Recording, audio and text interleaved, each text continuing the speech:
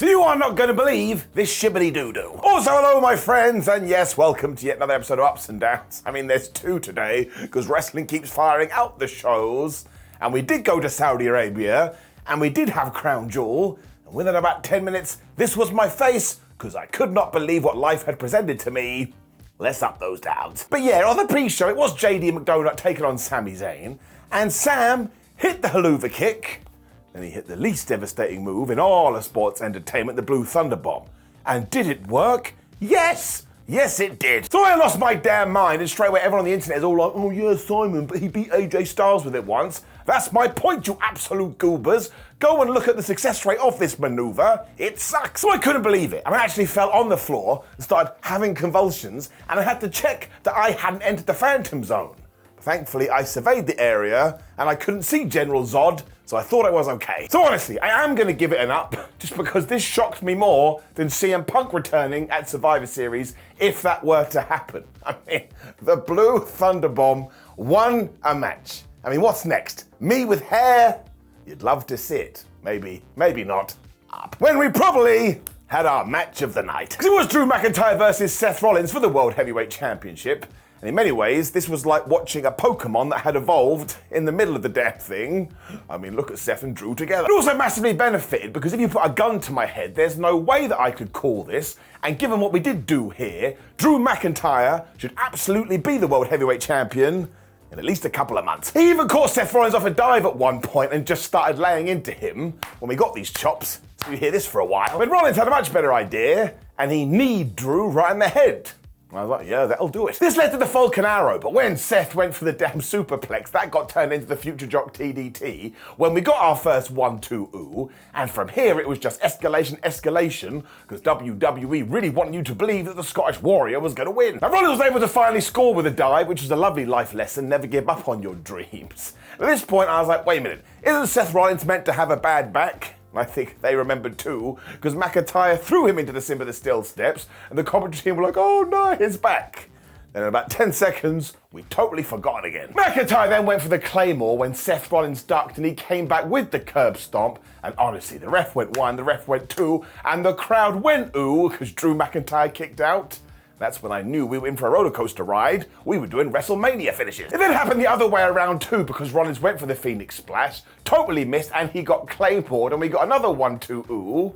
So I started stroking my non-existent beard and itching myself for some reason. What the flub is going to happen? What we did do though, is the back and forth then continued, and because Seth had hit Drew with so many moves, eventually McIntyre stumbled into the pedigree, so Rollins gave the curve stomp, and he got the 1-2-3. So now, Drew can have no more excuses. And do you know what a man at the edge of his tether does when he has no more excuses?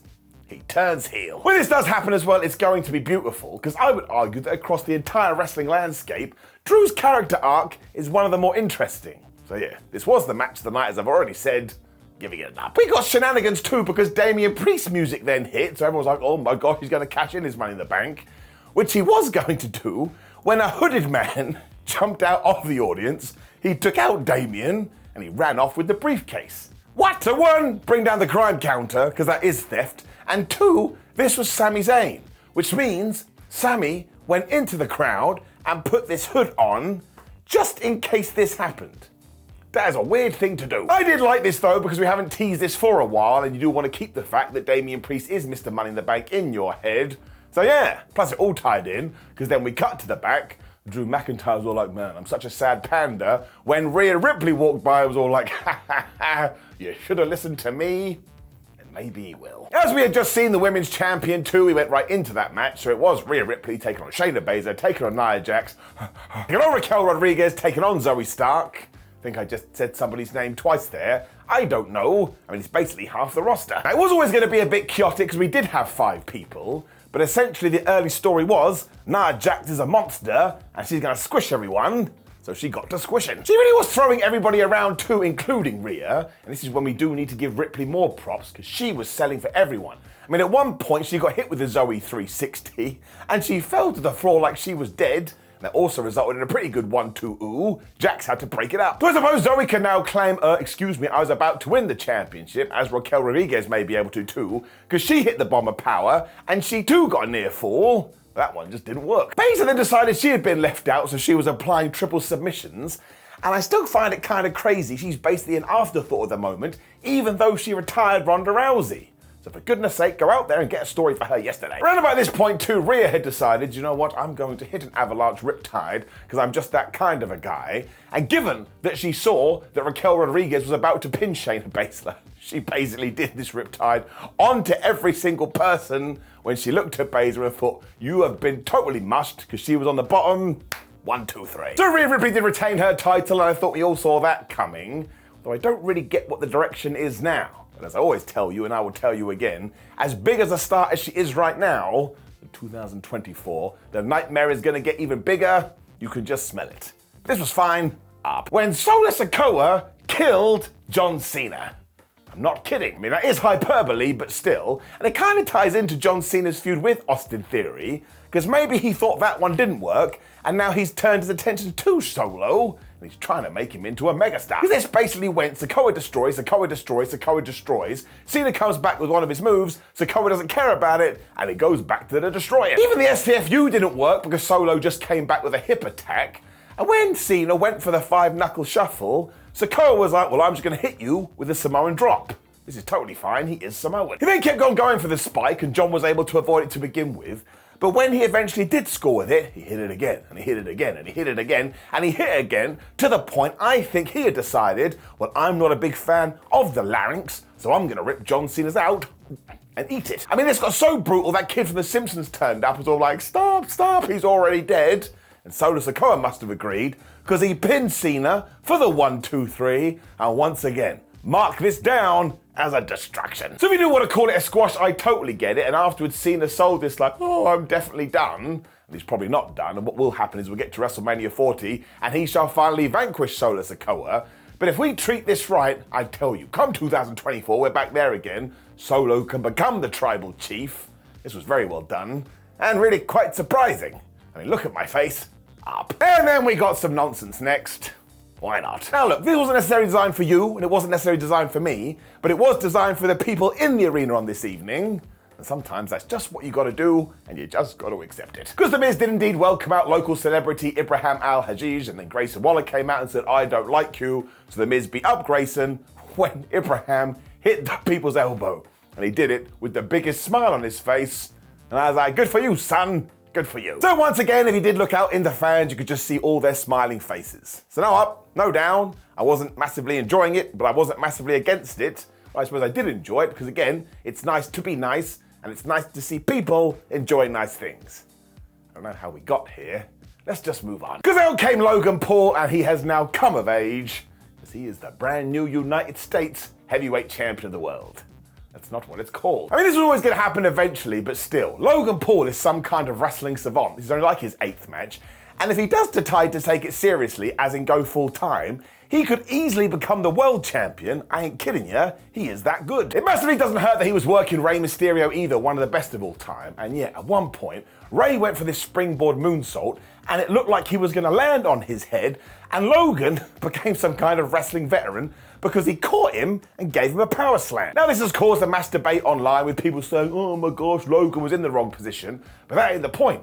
Even if he was to blame, he was still able to move himself into the right position, and this move looked really cool. Again, my friends, he's only had 8 matches, and he is miles further along than some people that have been doing it for 10 years. Paul also hit his buckshot lariat that he hits at breakneck speed, so it looks so damn good. When we went back to SummerSlam, because some member of his team passed him the brass knucks. And I was like, what are you doing, WWE? Stop letting him get away with this. I really didn't want to be punched in the face with a weapon, so he pushed Logan Paul in to reach the ring post, when finally Santos Escobar came down to chase away Logan Paul's friends. And I was like, yeah, this is illegal behavior. Santos also got his hands on these knucks, but man, he was a silly Billy, because as he was chasing people away, he put them on the ring apron. So as soon as Rey Mysterio had hit the 619 and he was going for the splash, Logs had these things, he punched Rey in the face, and he beat him. As I already told you, he's now got gold around his waist. I also thought this was really damn clever too, because you can play this both ways. Either 1,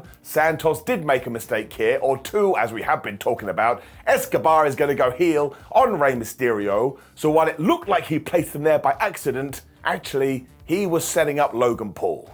What a dastardly individual. And sure, yeah, if I do say that, it makes no sense why he would chase away Logan's friends. That's not the point. It's wrestling, and sometimes that is allowed to be the answer. Why did this happen? Because wrestling. I can't even get mad at Logan Paul either, because I actually hope this leads to him performing more. Because again, I enjoy it. I thought this was pretty damn good.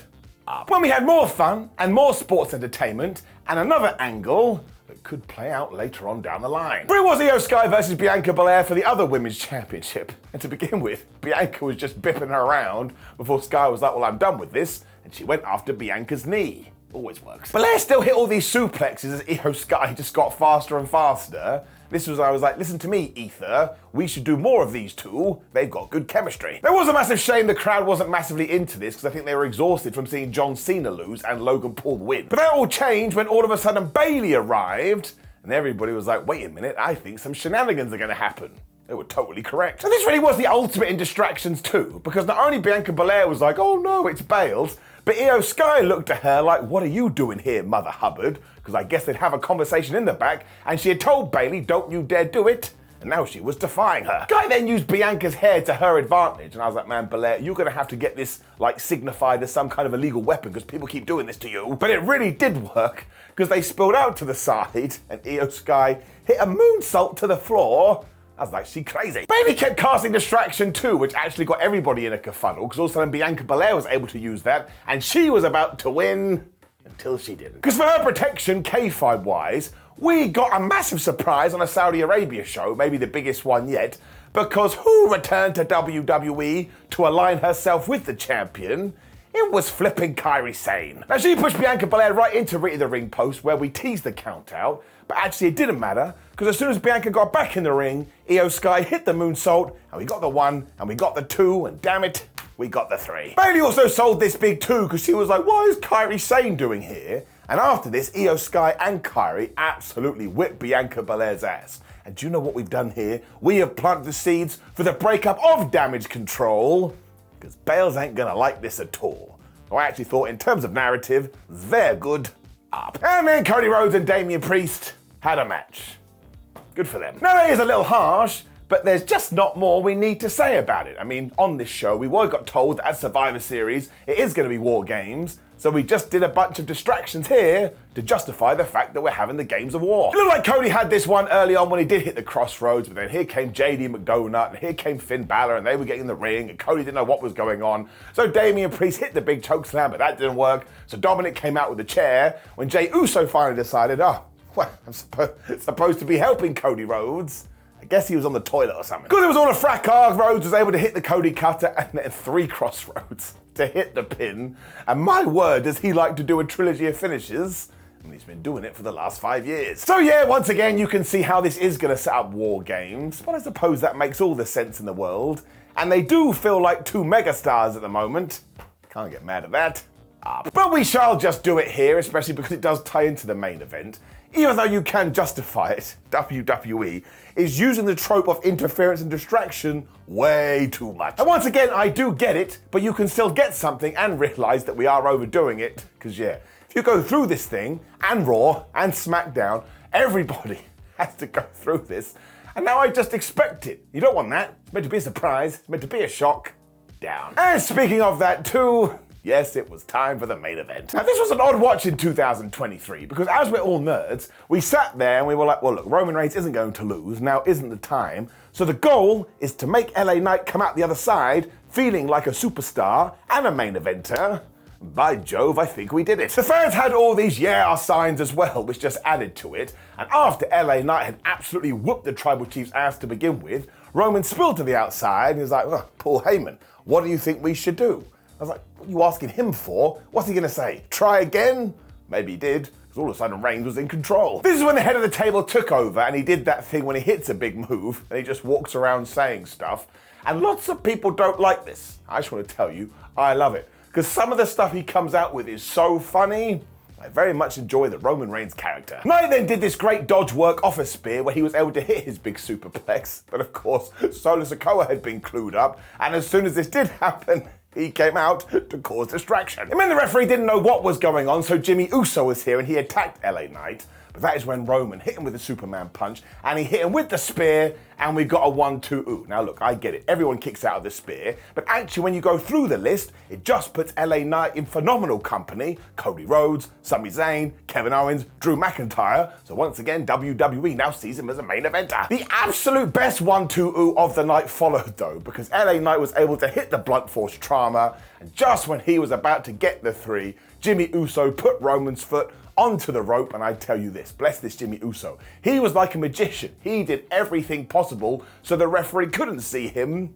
I appreciated the effort. It also means that now, yeah, LA Knight can say that he did have this man beat.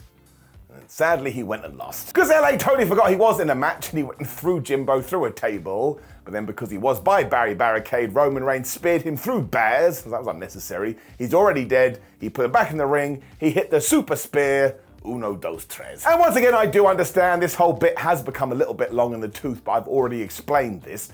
I still feel like LA Knight is right up here, and if he beats like Logan Paul for the US title, that ain't gonna do him any harm. So in terms of a bit of business, it is getting it up. Which did indeed bring us to the end of the Saudi Arabia show, and look, it was a mixed bag. Some matches felt like they were kind of just there, and others felt like they were progressing, especially towards Survivor Series. But it flew by, it's only around about 3 hours. I shall give it an up. Now please do leave a comment below and let us know what you thought about the last WWE Premium Live event. Like the video, share the video and subscribe. Click the video on the screen, which is ups and downs for Smackdown. I mean, it would be weird to watch that now, but do it anyway. You can leave the room, I don't care. But more importantly, go to whatculture.com, follow us on social media, and have yourselves a wonderful day. As you can probably tell, I am very, very sick and need to go lay down, which is what I shall do, and I shall wake up and watch more wrestling, because that's my life.